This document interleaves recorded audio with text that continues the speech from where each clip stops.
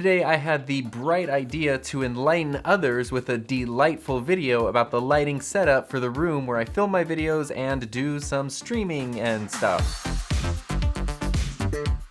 And right away I just want to point a few things out. First would be that it took me over 3.5 years to get to a point where I am happy with the lighting setup in this room, so it's not something that happens all at once. And while I did start out and pay for all the lights myself at full price, more recently, Nanlite and FalconEyes sent me quite a few lights that are really nice. They did not send them to me to make a video. They didn't also send money or anything. They just sent me some lights and I like them, so I'm using them.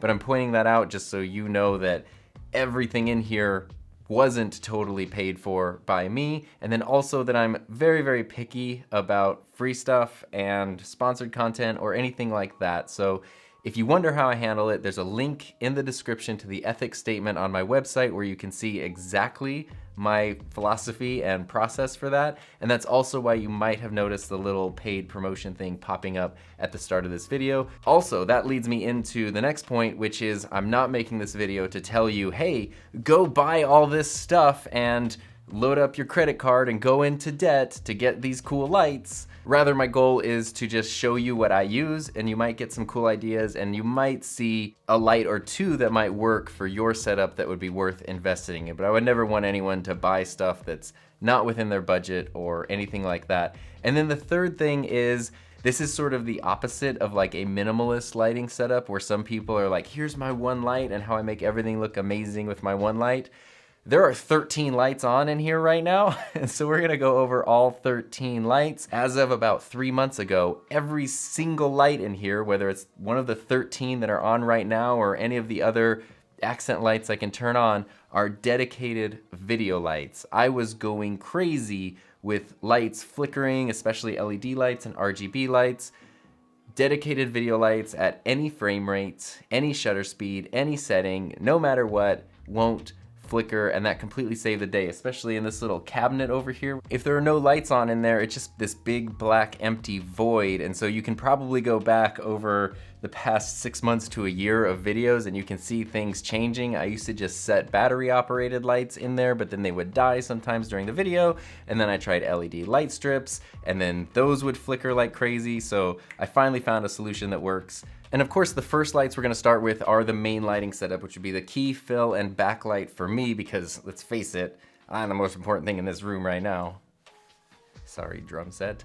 Just to kind of show you what that looks like, I will turn them all off right now. So this is the room with just the accent lights turned on. And then if I turn on my key light, that brightens things up quite a bit, but I do have a fill light. The fill light is pretty subtle, but if I turn off the key light, you can see that it's just adding a little bit of shine on my face here. And then the backlight kind of just does the same, but also adds glow on the hair, separates my hair from the background, separates me from the background, and then when they're all combined, that's what creates this really high key setup that I enjoy quite a bit. In addition to having, you know, like this little glow, this little glow behind me, this little practical light back here, behind the drum set over here, I've got lights going, and of course then there's other lights that I can use when I'm filming, you know, B-roll shots and things like that. So let's jump in and look at what all these different lights do.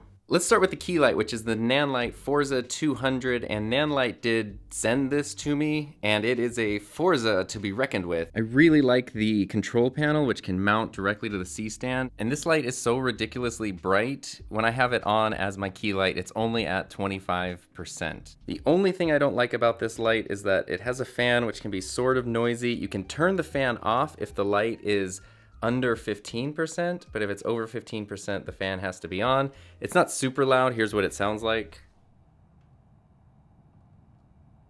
So it never gets picked up in videos or anything, but it's just loud enough to kind of annoy me, especially because I just got that Mac Mini, which is dead silent. And then now there's fan noise over here.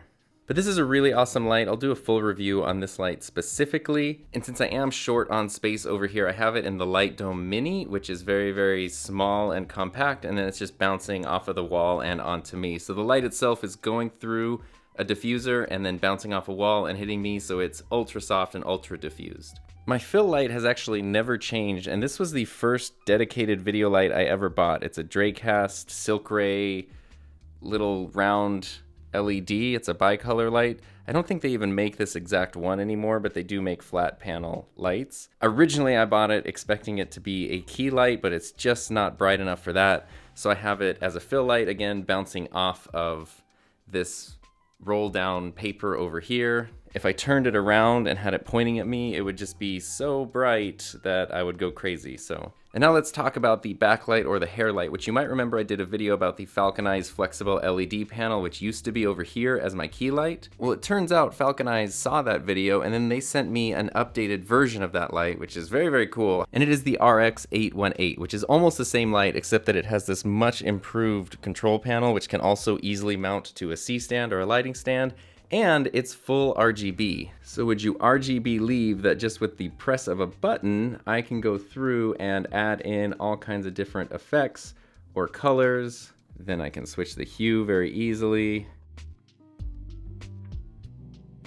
And the reason that I'm using this as my backlight and not my key light is because it's very bright and very soft, especially in that softbox.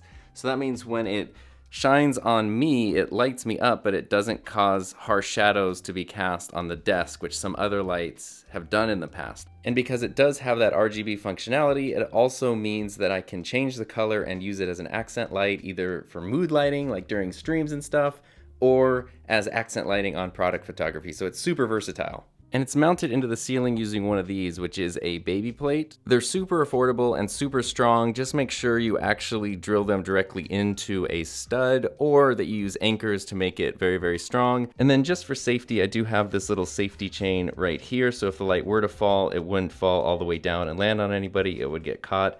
It's a pretty good idea. This is a little bit of a janky setup, but it works. So while that covers the key light, the fill light, and the backlight, let's talk about all of these other accent lights. Most of them are Nanlite PavoTube 30Cs, which are the 4-foot lights, and these are pretty amazing. I wanted better accent lighting back here, so I saved up for a while because the PavoTubes are pretty expensive, and I bought 2 of them. So back here behind the drums, there's one on the floor, and then another on the floor. And they come with this little wire which you can use to connect them together, and then they actually sync up. So if I turn that one off, now this one is set to its own settings, but if I turn this on, they will match and all the settings will match. So it makes it very easy to get the same effect from multiple light. But after I saved up and bought these 2, which was a pretty big investment, Nanlite reached out to me and then offered me 4 more, which is just about the coolest thing ever. So I have another one in this corner as an accent light and a background light. I've got another one behind my guitars over here to bring this to life a little bit, although it does interfere with the amp. So if I actually want to play, I need to turn that off because it makes weird noises. And then I have another one that's not actually connected to anything, and it can be easily used as an accent light in videos and stuff like that. And then another one actually went into Heather's office and studio. And if you're wondering where my original FalconEyes light went, that also became Heather's key light too. So we ended up being able to light both our studios, which was very, very cool. And then aside from this little PavoTube over here, which I made a video about, this is basically Aputure Corner. This little cabinet has been here forever, but when it doesn't have light in it, it's just a big, dark, empty spot in the background. So here's what I've done with 2 Aputure MCs. The little PavoTubes come with these metal plates, so I just stuck them to some gaff tape on the top. And then because the back of the MC is magnetic, it can just stick right there and light up the cabinet. And then I have it connected to USB-C. Same thing down here on this layer. And both of them are always charging. Both of them are easy to take out and use for other things. But now they're also here with unlimited power to be in the background of videos. And the same thing is true with this little PavoTube. It's running into USB-C, which just goes into this power adapter over here. So I've got all 3 lights plugged in, and I unplug them and plug them in every day when I'm ready to use them. And then this desk lamp, along with these 2 little floodlights that I have, one here and one here, they all have Aputure B7Cs, which, as you can see, looks like a regular light bulb, but they're full RGB, and then you can also take them out because they're battery operated, but I have them plugged into the lights just like normal. I used to use Philips Hue bulbs in these lights, but they flickered, and so I wanted to go with dedicated video lights. The only thing that flickers is my little desk clock here, but I'm not replacing it. It's a Nixie tube clock from a company called Mill Clock, and even though it flickers sometimes, I don't care. Watch if I turn up the frame rate. There we go. Lots of flicker.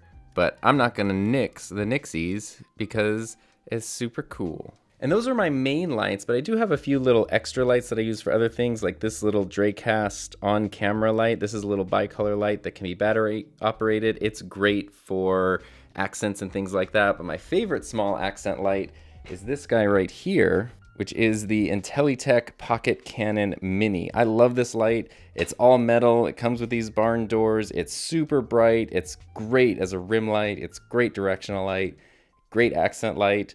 In fact, I actually have another one over here that's in a soft box that I can use sometimes for other accent lights or fill lights for top-down shots and things like that. And then Heather and I each have one of these, which Nanlite sent to us. It's the Lidolite 8F, and it's almost like a smaller version of the Pocket Cannon Mini. It's supposed to be an on-camera light, but it's a very cool little directional, super bright accent light. And again, I want to emphasize the point of this video is not to just tell you, hey, go out and buy a bunch of expensive lights. I do think, however, it's absolutely worth investing in dedicated video lights. My first full-on bright dedicated key light was a really inexpensive light that I had found.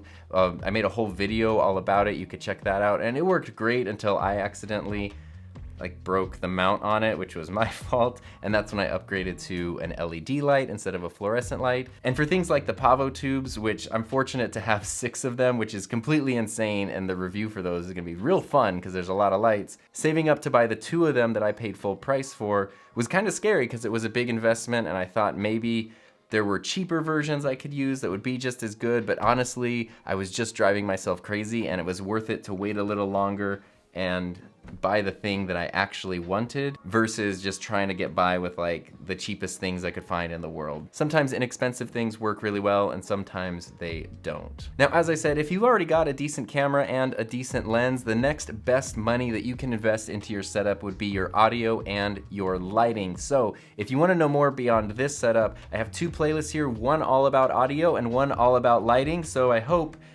they're delightful. I've made that joke so many times. It's funny every time.